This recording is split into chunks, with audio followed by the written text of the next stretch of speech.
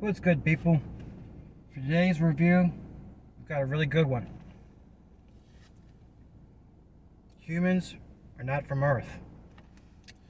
By Ellis, PhD, piled high and deep. It's a great book. I recommend it. A real page turner. Although it took me a while to read it. I've got other things going on in my life. I always like to kick some knowledge, and learn some new things. And this subject is really, it's one of these really cooler subjects because it gets right out of the narrative. But this book still has the boomer narrative to it. Most books are going to have that until, that generation passes away and stops writing material. It's still got passed on to a lot of Gen Xers and millennials and Zoomers or whatever they're groomers, whatever you call them these days. I don't know. But and when I say the boomer narrative, I'm saying different things like, oh, the civil rights leader was the best thing since sliced bread, and equality, and multiculturalism, and Gaia Earth, Mother Earth. Humans are destroying the planet. Yeah, he can't divorce himself from it. But the good thing about this book is he kind of flips the script. He goes against the narrative. And he does so with scientific research. That's the really good thing. He's lots of source material in this book. A lot of good stuff. If you've watched this channel, you know how much I hate when authors don't source their materials. They don't quote other scientific studies. Good documentation in this book. Guy did his homework. Second edition, by the way. So the first one sold really good. I think you're going to like this one too. I did. Because he goes back and he goes over some of the stuff that a lot of people wrote to him and say, hey, listen, what about this? What about that? And he goes over there. And he's not one-dimensional either in this book. He just really takes the narrative and throws in the toilet. But he can't divorce himself from it totally. A lot of the things that goes against the scientific consensus is the out of Africa theory, that human beings evolved out of, hominids that originated in Africa and we spread out from there. Well, that's been totally blown out the water, okay?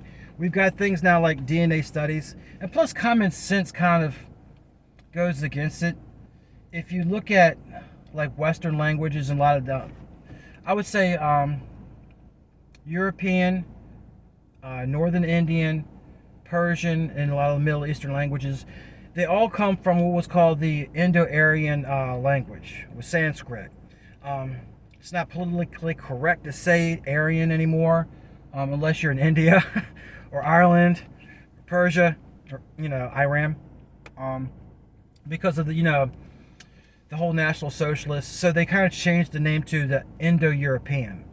But the European languages most of the European languages don't come from Europe.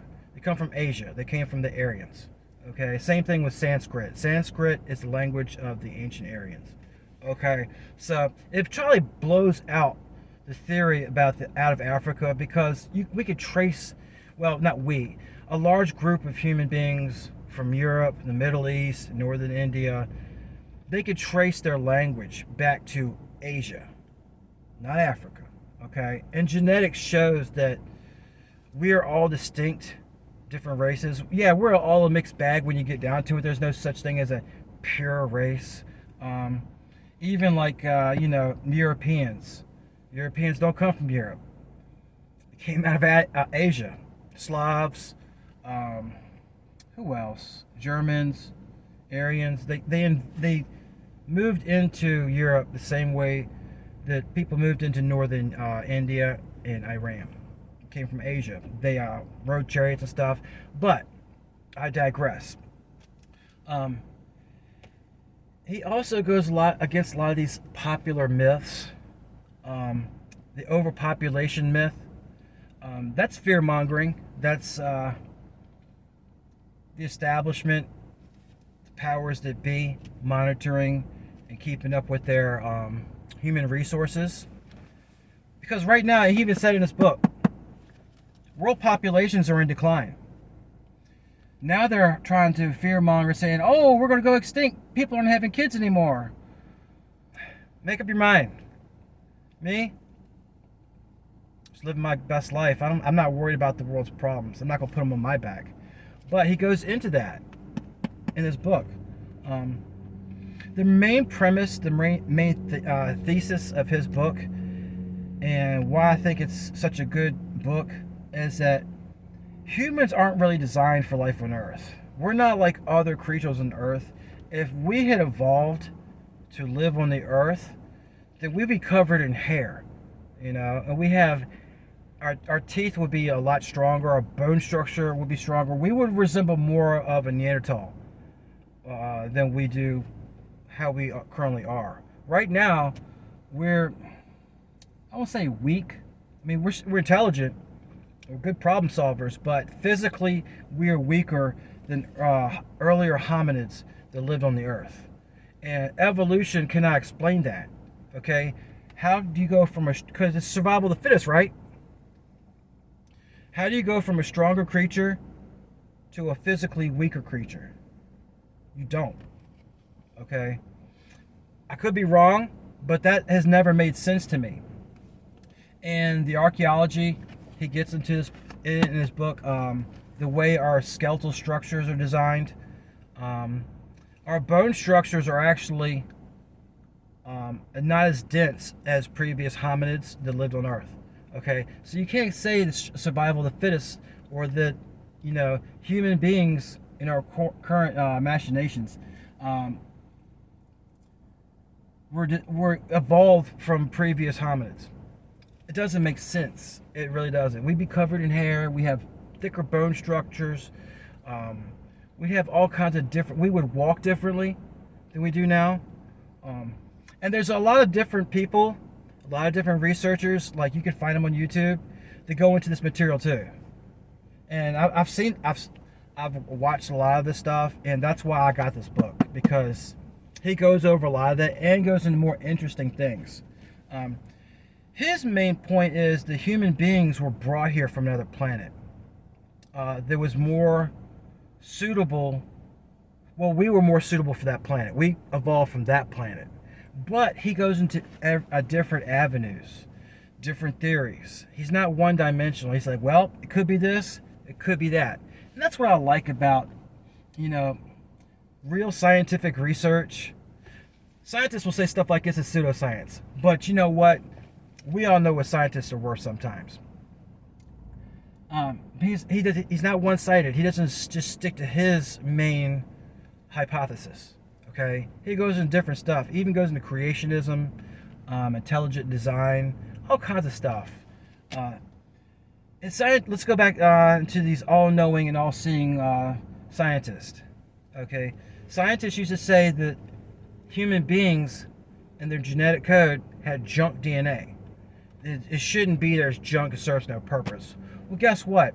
10 years, 20 years later, guess what? We've gone through the DNA, and they found out, no, this right here, this sequence right here, this DNA, this relates to this. So scientific inquiry always improves on itself.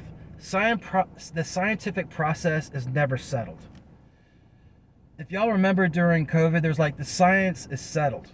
The science is never settled, ever. You've always got some, something that could, a new scientific inquiry that proves the old previous scientific knowledge on its head. You could say, hey, 2 plus 2 is always going to equal 4. Okay, not according to trigonometry. What about the two spaces in between 2 and 2? Infinite, right? Or am I wrong? I don't know. What I'm saying is, the science is never settled, and he flips the script on a lot of these scientists. I love it, because I go against the grain. That's just what I like, this kind of material, and I think you will too. If you like, space aliens or alternative history, or maybe you like to watch, what was it, Ancient Aliens. He gets into some of Zachariah Sitchin stuff in here, as well. Some of that stuff I'm kind of a proponent of, and I'll get into that a little bit later. But yeah, some of the things that he gets into, and I'm kind of like,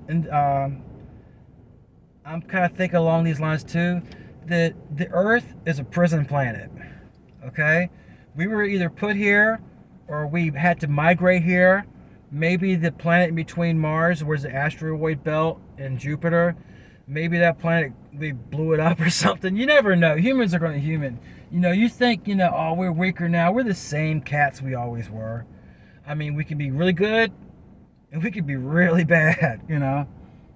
Full spectrum. And some of the things that I think prove that the Earth is kind of a prison planet is when we can't get off of it. I mean, we can. It just takes a lot of doing.